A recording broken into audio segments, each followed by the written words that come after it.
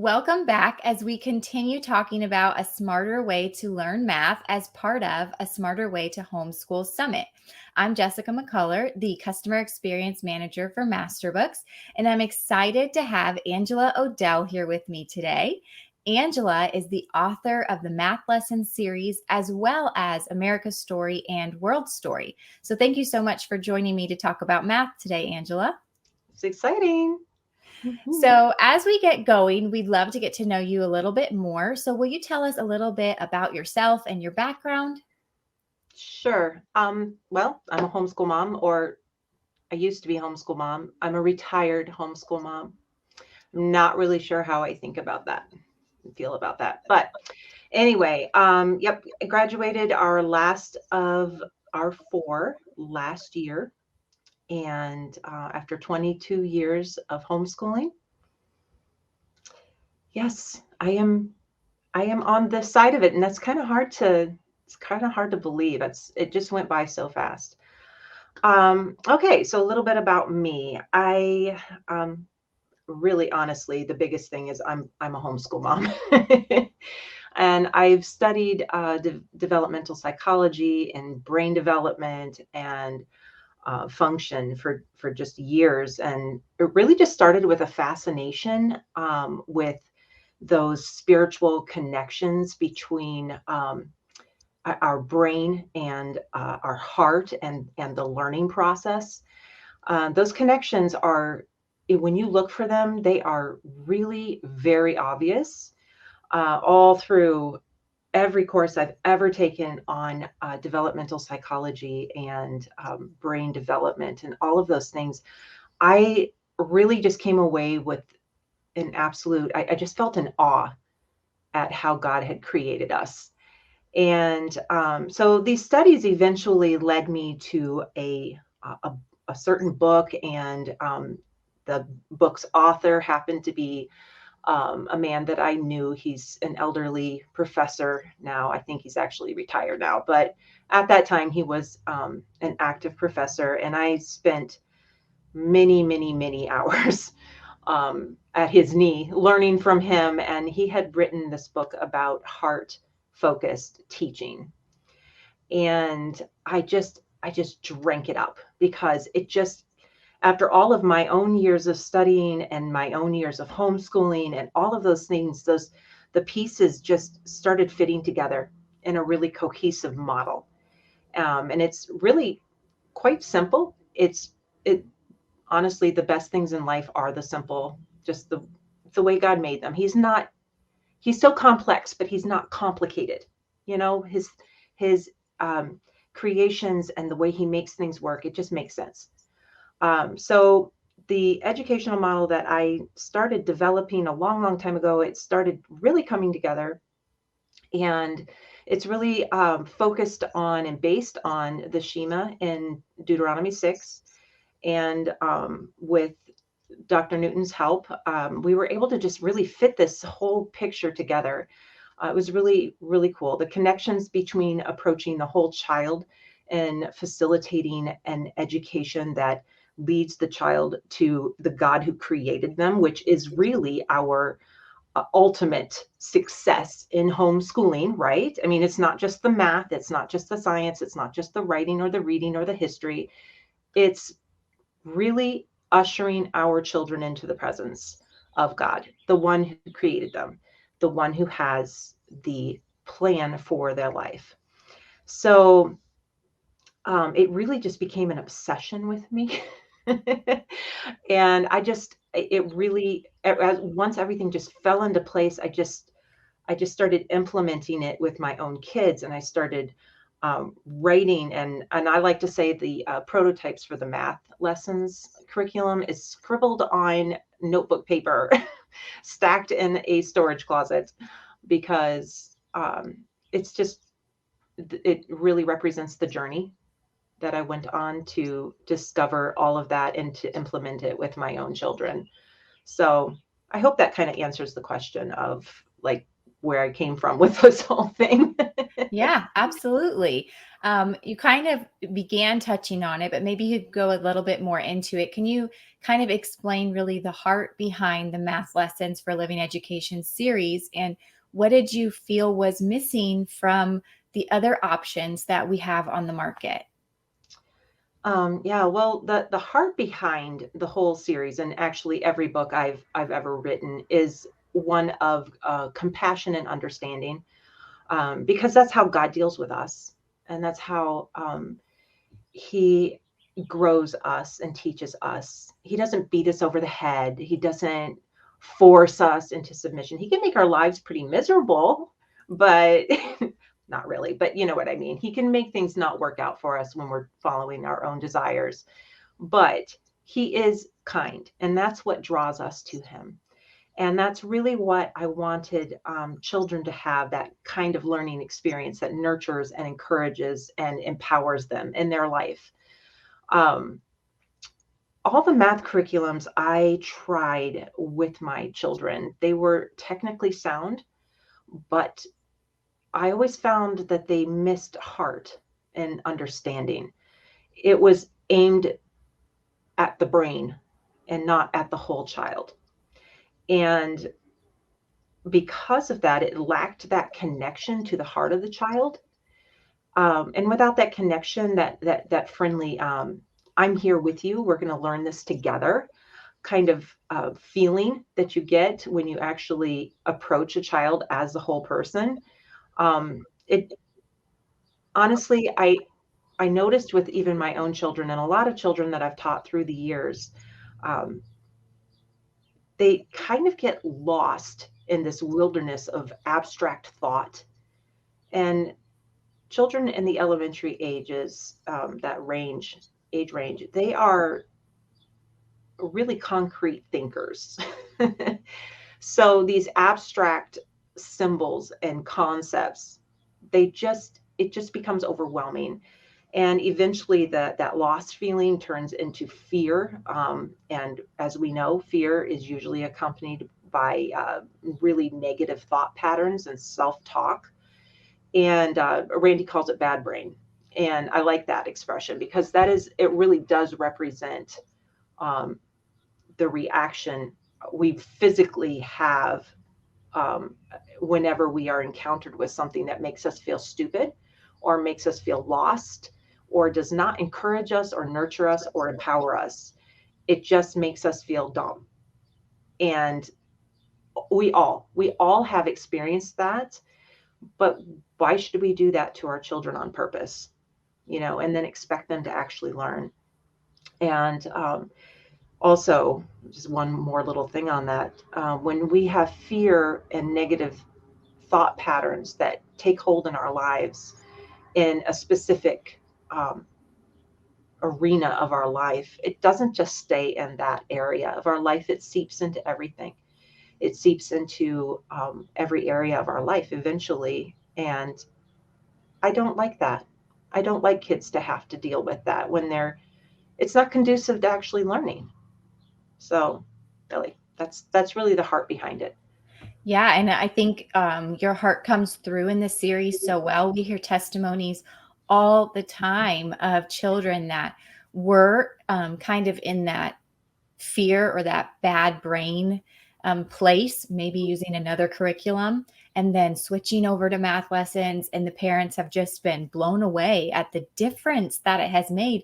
Even though they're learning the same math concepts, they're Absolutely. still learning what they need to learn, but Mhm. it's just done in such a different way where that heart that you have really did come through in the Good. series. Yeah. Yes. Something that we see a lot of questions about is um, if this is a Charlotte Mason approach to math.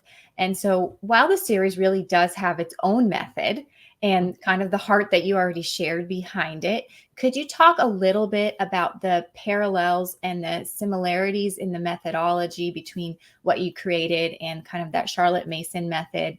And then why did you choose to use those methods? Sure. Well, honestly, Charlotte Mason did not approach math like I do. We're just going to put that out on the table because I'm not a Charlotte Mason purist. I'm not a purist in any man-made method. I'm not going to go any more into that. But anyway, so no, she does not. She did not approach math, and she did not teach teachers to approach math in the way that I do. And one of the reasons was is that she taught that math is its own language, and I disagree with her, really quite heartily. I disagree with her on that because math is not its own language. We have progressed a lot from her time period, which was the Victorian Edwardian age. We know a lot more about the learning process and about the brain and how it develops and all of those developmental levels that children go through. We know a lot more than what she did at that time. And just kind of on a side note, it's kind of funny because I have been known to at a conference one time. I was actually doing a session about Charlotte Mason and some of her areas of expertise. And before I even started, I had everybody in the room. I asked them, I said, if you're a parent, stand up. Of course, they're parents. That's why they're there. So they all stood up. I said, congratulations. You are all more of an expert on parenting and child raising and educating than Charlotte Mason was, because she was never married and she never had any children of her own. So, you know, that whole saying, you have a plethora of theories and ideas about child raising, and then you actually have the child, and all of those things go right out the window. So I don't throw her stuff all out the window. She actually does have some really good, sound educational philosophies, but they're not all that way. So you have to weed through them. Math requires the use of both hemispheres, and I don't think she really realized this of the brain, and it affects the same chemicals and hormonal reactions that any other challenging interaction does. Okay, so math has been stigmatized as the big bad boogie subject for so many people because they think of it as something on a shelf by itself, when in reality, it's really not. It's nestled right in there with all the other exploration subjects that are available for us. Okay. Where I do agree with Charlotte in her view on education is what she talks about, educating the whole child. And that is really the foundation of this whole approach to teaching math. Like I said before, it needs to be encouraging and nurturing and empowering. And that's what she looked at the child as, at the education of that child as being a whole child education. So I agree with her on that. I agree with her goal of teaching the child her motto: I am, I can, I will, I must, which means really the child taking the responsibility for education, for their own education. Because, like I've said before, you cannot educate someone. You can facilitate their educational process. If you think you can educate someone, it's like painting a barn. You know, it's all on the outside. It's not addressing the inside. So it really goes back to the roots of really going to the heart of the child. In math and in all areas of study, the child's education should invite them into that process. And not only just invite them into that process, but show them how that process is done and meet them where they are. Because to learn, to really, really learn, you must start with what you already know and add on to it. You can't just start in the middle of nowhere with nothing to anchor it to. You have to start where that child is and then build from there. I'm reading my notes here because I wrote a few things down that I wanted to make sure that I talked about with this specific topic, the Charlotte Mason approach to math and what I feel about it. The process that I was just talking about, the process should not be demeaning in any way. but should fulfill what Jesus said in Matthew 19:14 when he said, "Let the little children come to me." Because I think a lot of times our human expectations and our human benchmark testing and our human standards and our human this and that, and you know what I'm talking about.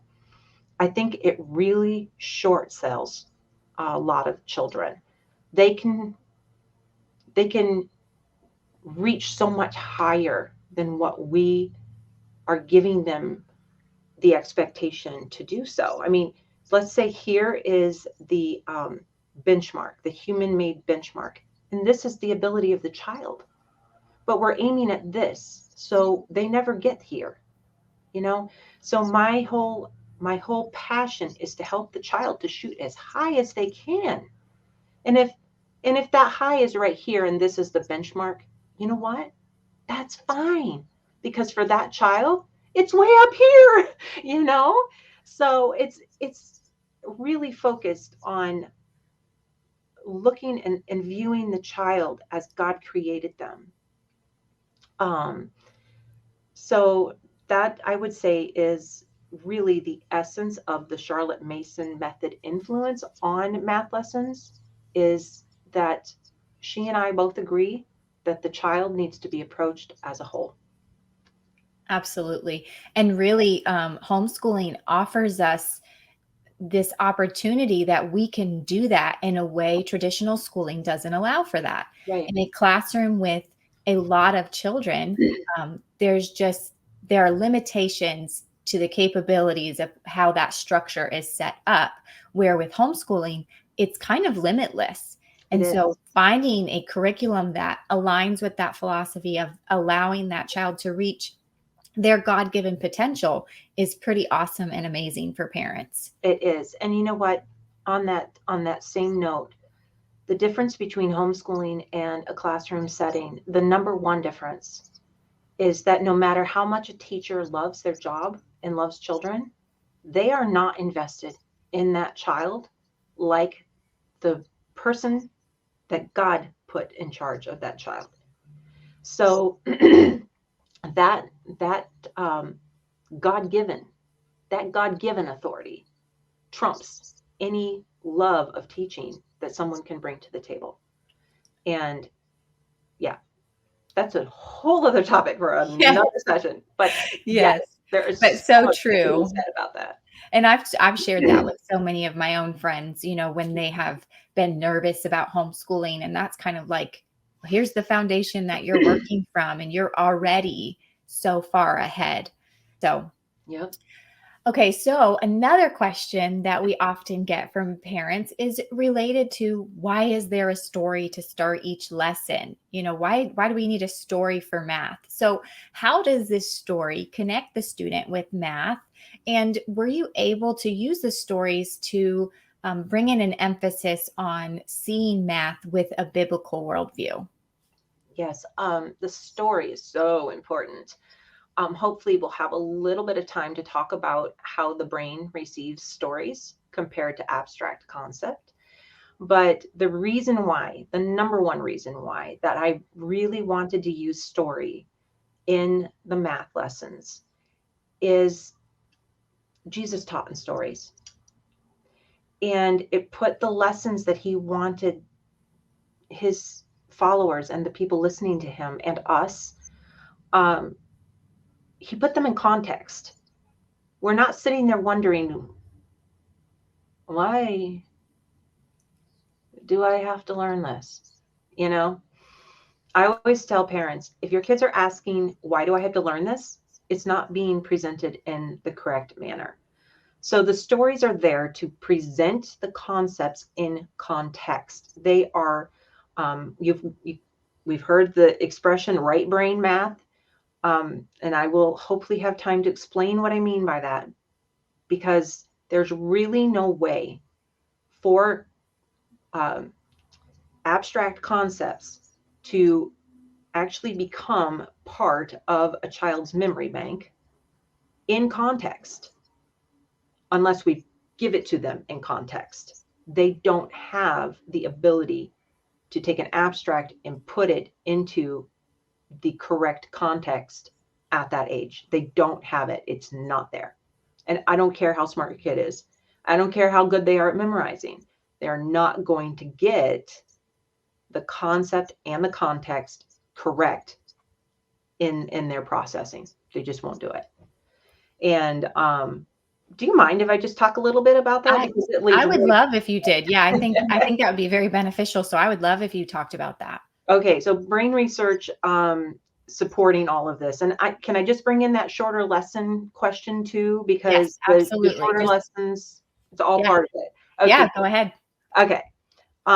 So when I discovered this, this was a voila moment for me. This was one of those pieces that I'm sitting talking to Dr. Newton and just really just allowing him to download his knowledge into me. If you ever need a real true education, go find an expert who knows a, just an astronomical amount about something and just ask questions and let them download it into you, because that is such an amazing. I probably got an 8-year education from this man in the couple of years that I knew him and sat at his feet. Um, so we're talking about brains and how they function, and just in a nutshell, really what it comes down to is our right brain functions like a parallel processor. Okay, it's all about right now, right here. It's like living in the moment, and it thinks in pictures and learns through sensory information. Okay, so we have all of this information just coming in, and it streams in simultaneously. Okay, so it's all just coming in. All the senses just bringing all that stuff right in there. And so the right brain is really, it's collecting all of the sensory information and then trying to create this huge collage for it. Okay, and then it sends the information over to the left. But here's the thing: children, babies, when they are born, their left hemisphere is almost completely offline. And thank goodness it is, because if it wasn't, we would remember our birthing experience. That would not be a good thing. That would be the end of the human race, because we'd be like, no way am I doing that again, right? So okay, so that whole thing of the left brain developing slowly over the first decade of a child's life is so crucial to understanding the developmental levels that a child goes through, and each child goes through it on their own speed, at their own speed, on their own level by level by level. It looks different for every person. But when the left hemisphere actually gets to be online, then we actually have a place to put and store the facts. Okay, so go back to the right side and think about that for a minute. We're taking in information, sensory information. Children learn through play because they're very kinesthetic. They have to, when someone's kinesthetic, what do? They touch it, they feel it, they smell it, sometimes they see it, they hear it. I mean, you're basically wondering, okay, do you need to roll in it? Yes, they do sometimes. That's why little kids move around so much when they're learning. We are always like, man, I wish I had a quarter of their energy. Their energy is going towards taking in information, and their little brains are working so hard and trying to translate the world around them. Okay, so as they're doing this over the years, their brain is building those passageways between the two hemispheres. When we bombard our young students, and I say young, any age elementary, really, boys more than girls, longer than girls. On an average, I just read a study, and on an average, little boys are really, their brains, many of their developmental advances don't actually bring them to the place of being able to read fluently until they're about 10. That's like the average age of reading fluently. Can they read before that? Yes, they can read it, but they're not fluent and they're not comprehending what they're reading. So once that those passageways, really, those electrical impulses between the hemispheres actually get developed enough, then that student, that child has the capacity to actually have real long-term memories. And if you think about it, your first memory, how old were you when you had your first, like your first clear memory of your childhood? It was my fourth birthday, actually. Okay. Yep. Me too. Like I have epoch memories of when I was like 2.5, but that's very uncommon. And it's not a very clear memory. I just remember getting a really bad splinter. But other than that, I don't have, it's just kind of a fuzziness. That's because our left side, our left hemisphere had not created the place to store it correctly. Okay. So this is where the whole fact, the story and the short lessons all come in. That first level of the educational process is the information taking in process, right? That's where the information all gets in there.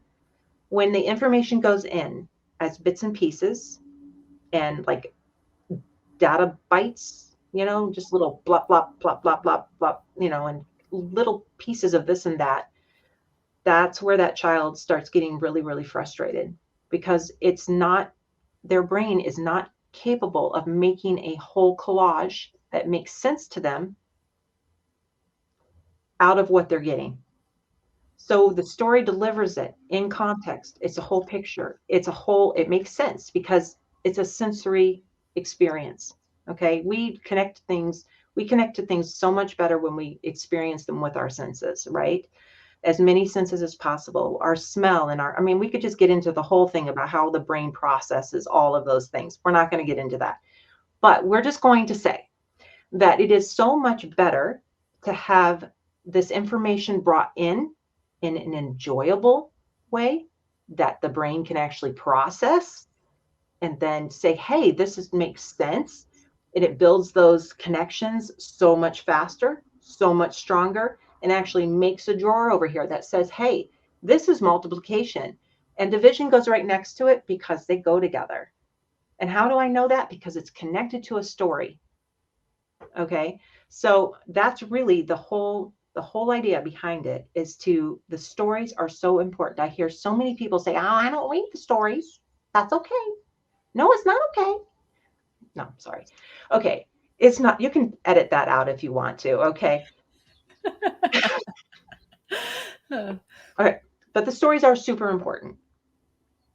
The stories are the platter that the banquet is served to the student, where they can actually gather it up and it's a whole sandwich. It's not a piece of crust and a piece of meat and a piece of cheese. They have absolutely no idea what to do with. It's the whole thing. They can pick it up, they can eat it. And you know what? It doesn't really matter if they think the stories are corny or not. It really doesn't. The stories are once a week and it puts the stuff in context, especially in those younger ages. So the lessons are short because that meets the student right where they are. Their attention spans are short, their lessons need to be short. As their attention spans grow, their lessons grow. They're getting all the same concepts, all the same content, all the same everything that they need to move on into those upper levels of math, but it's done in a way that will actually make sense and actually have a safe place to be in their brain. So I think I went on and on about that, but that's really what really the whole brain science behind it. Yeah. And that was so great to hear and to really hear the reasoning. You didn't just stick a story in because, oh, it makes math fun. Nope. There's a scientific reason for this. The Mhm. research is proving that this is the way that really God designed our brains to work. And so Right. rather than working against God's design, it's so much Right. smarter to work with God's design. And I Yep. love how you brought up how even Jesus taught through stories and Yep. how effective that method was. And even like when I think about the teachings of Jesus, it's much easier for me to recall those parables than the individual lines of text, Right. but those Absolutely. ones that are attached to parables and the concepts that he was teaching through those parables, those are so easy for me to remember, to share with my children, that we can talk Right. about. So really neat to see how the Right. research that's coming out is really supporting that idea. And we can teach these skills that we want to teach to our kids in a way that works hand in hand with the way God designed their brains to work. Right. And when we do it God's way, it's so much easier for all of us. It Oh, really yeah. is. That's what makes Masterbooks the smarter way to homeschool, because it's smarter because it's seeking first the kingdom of God. Our ultimate goal is to bring our children to Jesus, to teach them the truth of what he says about what's going on in the world around them, and making them understand, and bringing an understanding to their life that they're here for a reason.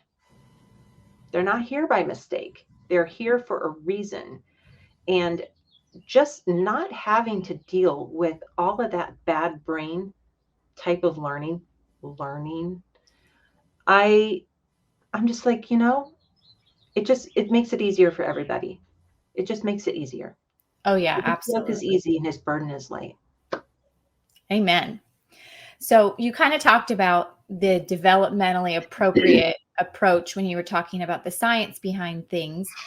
So with math lessons, we see that start out with kind of gentle lessons in the early years, and then we see the intensity increases a bit as we progress in the series, and it increases along with the maturity of the student increasing. So Mhm. why is this an effective model?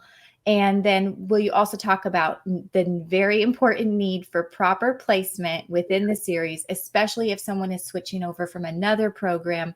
It's so important to find proper placement rather than just saying, well, my child's the age of a grade 4 student, so I'm going to grab level 4. So Mhm. we just kind of talk about those topics. Absolutely. So, well, it all goes back to that brain development and the spiritual development as well. Um, the it's kind of funny because we get stuck in this, my child needs to be at this level, at this age, at this time, blah, blah, blah, blah, blah. Really, that whole educational model was created back during the Industrial Revolution, and it was meant to create a almost like I don't even really know what to call it. It's kind of a educating in batches. It's not about what you know, it's about when you were born. you know, and that's really become such a part of us in our way of thinking, and that's education. But if you have ever spent time around little children, they can't sit still to save their lives because they're so busy taking in the world around them.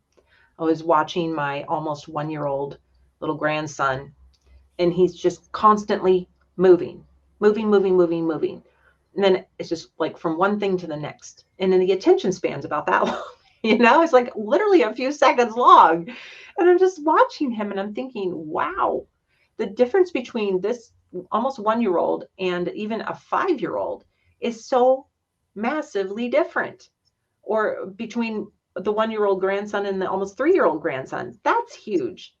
The 3-year-old grandson can sit at the table and make a Play-Doh car now. So it's like, how does this happen? Well, it's the brain development. It's that relational, spiritual development of that child.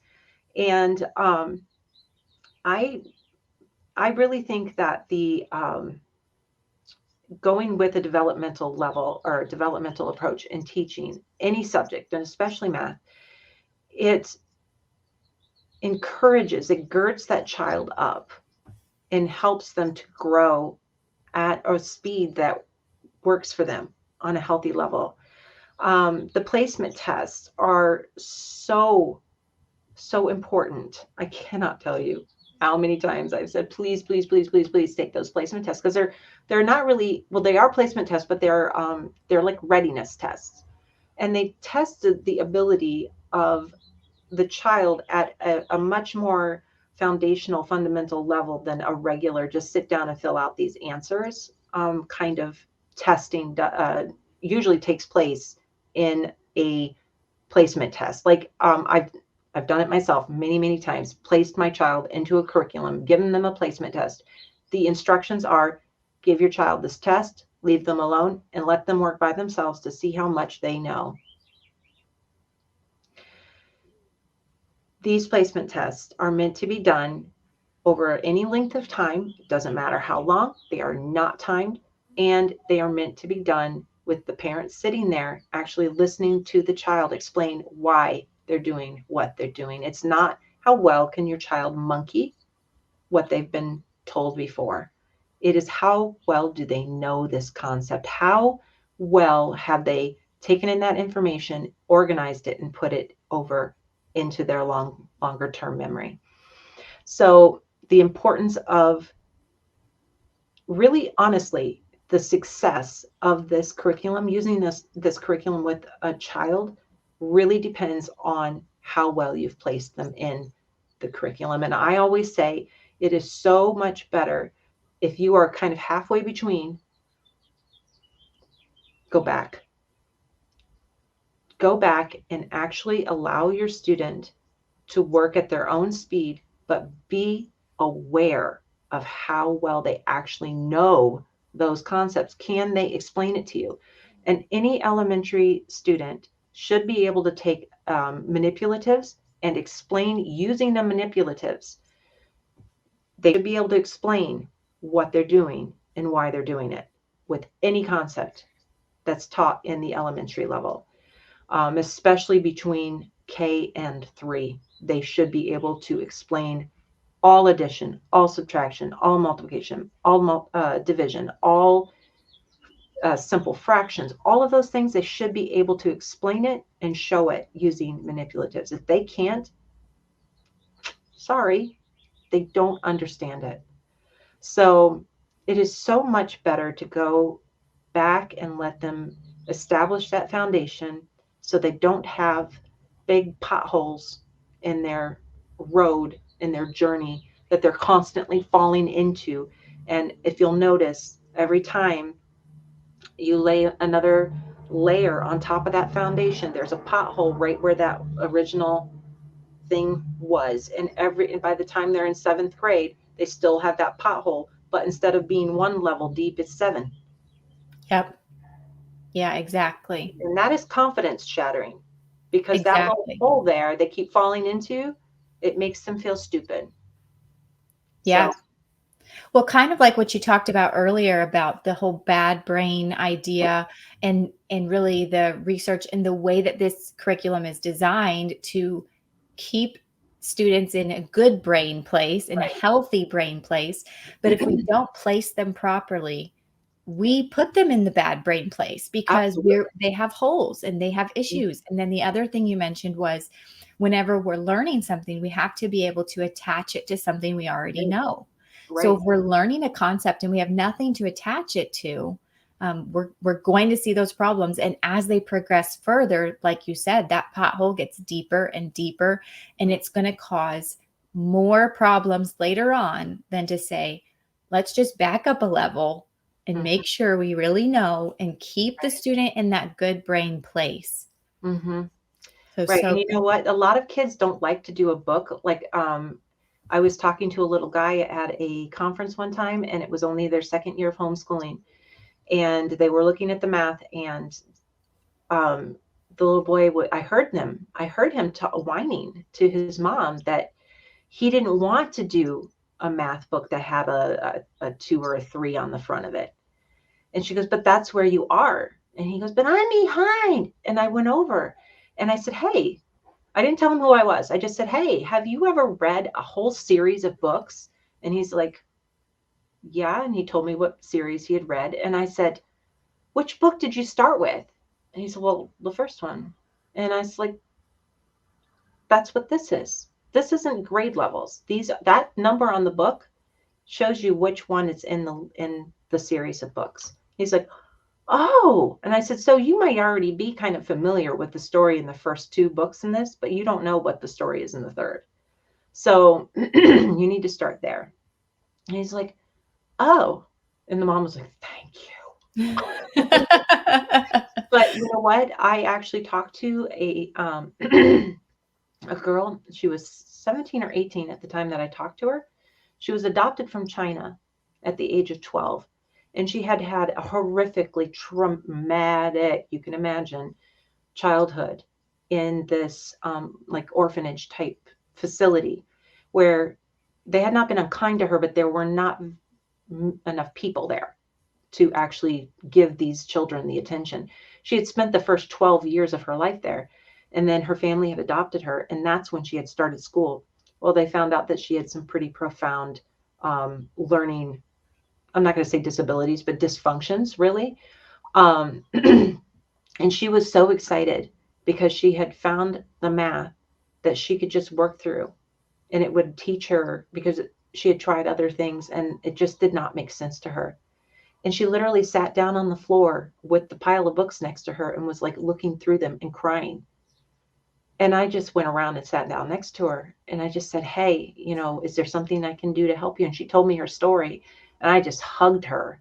And I said, you're the kind of person that, oh, I'm going to cry, inspires me to do what I do, because you have no pride in this, oh, I'm not going to do that, I'm 17 years old, kind of thing. I'm like, thank you. Thank you for coming by while I'm here, because I'm so thankful that I got to meet her. Yeah. So, yeah. So we've talked about so many things today, and it's been so wonderful. So if you could kind of maybe in a concise way, if you were able to explain to a parent, how would you do so that this is a smarter way for their child to learn math? Kind of, pulling a little bit of everything we talked about today and kind of, streamlining it a little bit. It's smarter because it's, I like to say, I think somebody actually quoted me.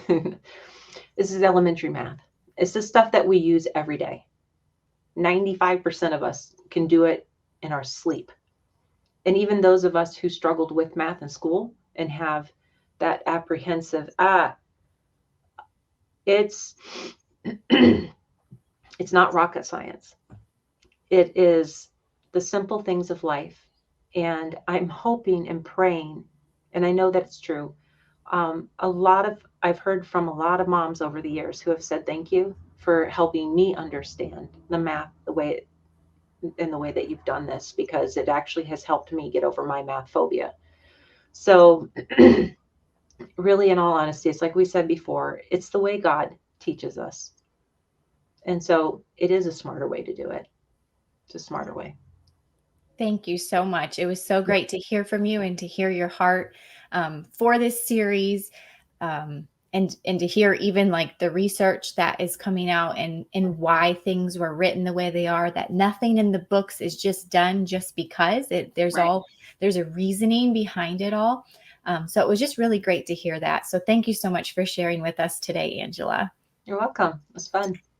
So for everyone that's joined us today for this interview, if you would like to see more information about Math Lessons for a Living Education, along with the Practice Makes Perfect books that can be used as a supplement alongside, you can visit masterbooks.com to see extensive previews. Thank you so much.